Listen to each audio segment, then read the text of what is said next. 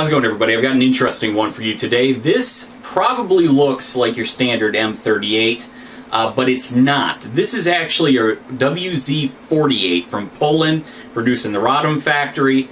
It is a trainer. Now, back in the day, it was really common to train your troops with .22 long rifle because it could be massively expensive to train them on your standard rifle. These troops could be coming from the countryside, factory. They could possibly have never seen a gun before, and you're going to hand them a full power rifle like a 7.62 by 5.4R or an 8mm Mauser, and it's just going to be very expensive to train troops, especially when you're talking about massive armies that you had in World War I and World War II. It could be just hugely expensive to do that, and it's going to be very ineffective on some poor-ass farmer who's never held a gun before, and they're now shooting 7.62 by 5.4R and scaring the hell out of themselves. So what this looks like is an M38, but it's actually not made to approximate that. What it's actually meant to approximate is the M44. Now, before World War II, the Polish had Mausers, and they actually had a WZ, I believe it was 31, yes, WZ-31, which looked exactly like a Mauser, very close to a Mauser, much like this looks very close to an M38. And it's, in fact, it was the same action that's on this gun, but it just looked like a Mauser. Now, this was so they could train their troops on the Mauser system, or Mauser rifles, I mean. But post-World War II, with the Warsaw Pact, they had to switch all their stuff over to the Russians. And what the Russians thought all their troops would be using with the inevitable war with the West was the M44. Now, the WZ-48 is approximately the same weight, even though it's .22. Very close look. It has the exact same sights as the M44, which makes for very interesting shooting with such a massive front sight post. But because it's that heavy, it makes for very good shooting off of a bench. Little weird with the sights, but if you were looking to train a lot of troops very quickly for cheap, it would definitely do the trick, and it makes for a very interesting piece of history these days, and quite reasonable expense-wise, about $200. But that's what these were intended for, was training troops for the M44 for the eventual war with the West. So we're going to do a bit of shooting, a bit of ammunition testing, and just talk a bit about the rifle. So let's get started.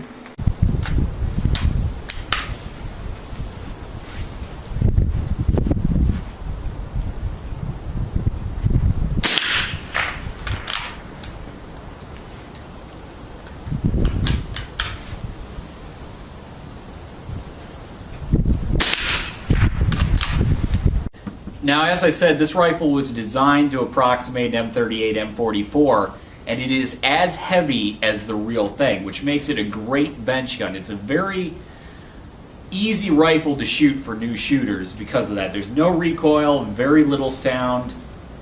It's extremely accurate. It teaches you a very good sight picture. But the one thing I will say is that because of that, this is not a good approximation of actually shooting an M44, which is a rifle that if you gave to a new shooter, they would probably need a therapy session. It has extremely heavy recoil, very, very loud, and because of the short barrel, produces a fireball out of the front of the gun. So jumping from this to an M44 would be very jolting. But it makes this gun very pleasant to shoot on the range. Now we're going to do some ammunition testing in this gun. I suspect that this gun was designed to take standard velocity .22 long rifle, but we're going to test the Winchester white box, Guila standard velocity, and some CCI mini mags.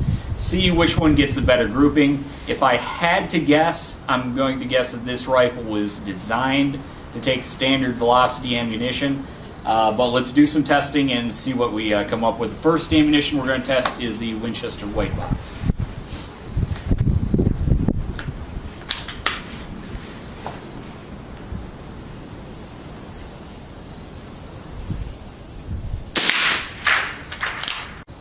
Next up, we're going to try the CCI actually and see how that does.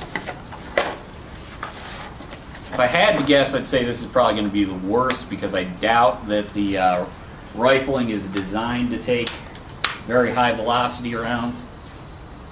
But could be wrong, who knows.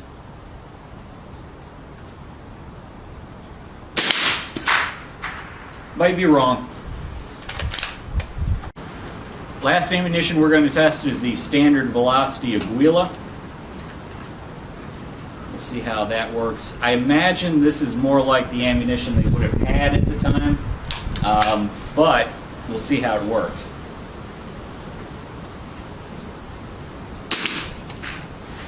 You can see the definite sound difference.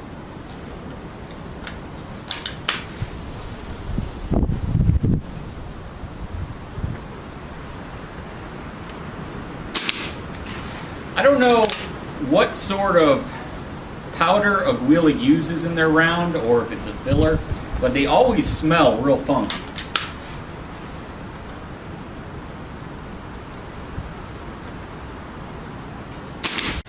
After having a look at the target, I have to say I probably am correct about this, that it was designed to shoot with a standard velocity ammunition. And target seems to demonstrate that. If we look at this, the first shots here were from the Winchester white box. Decent grouping given the iron sights that are on it, but not great. Next we go to the CCI. That seems to be even worse. And then we go to the standard velocity, which is actually pretty decent compared to my finger there. That flyer was because of me, not the ammunition. But pretty decent with standard velocity. And from what I've been seeing from shooting it today, that seems to be the case. That is probably what this gun is designed for. It's probably what it's rifled for.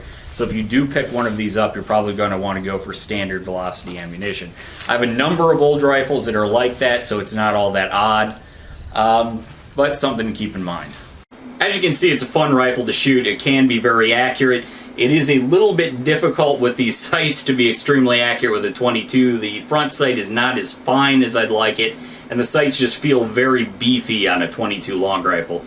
But if you're introducing new shooters to guns and you're looking to, get troops used to the feel and weight of a rifle, it's a good approximation. They continued this tradition, the Polish continued this tradition with the WZ-48, which had the exact same sights as an AK-47. So even in modern times, they were still taking the strategy, and it makes sense. You have a lot of troops who just are not used to rifles at all. You don't want them to be scared of them. 22 long rifle is a good way to start. And this rifle would be very good for showing a new shooter even today around firearms. The very basics of sight picture, all that. But in terms of a gun, if you're looking for a 22 to hunt with, this is probably not what you're going to want. It is very heavy for a 22, extremely heavy, surprisingly heavy. It is a good bench gun, but as I said, the sights make it a little wonky. And as for accuracy, it is accurate, but there are certainly more accurate guns on the market. Price point is good. It's under $200. You can find them $200, $250, but it's not that hard to find them under $200 either. But really, if you're buying this gun, you're probably like me. You're buying it for the history. You're also buying it just for the looks. It is a very interesting gun. If you're into collecting Mosin Nagants, M38s, M44s, or just Russian guns in general, USSR guns in general, I mean, this is definitely something you want to pick up. It's a fun gun to shoot. It's very cheap to shoot. I definitely enjoy it. I highly recommend it. I don't recommend it if you're looking for a nice light 22 to walk around with in the field, but it's very interesting. Very interesting shooting with high-powered rifle sights on a 22. So give it a shot. It's cheap enough that you can't really go wrong with it, and I believe that these are going to go up in price. There is a limited availability of them, and obviously they're not making them anymore. So check them out, and have a nice day.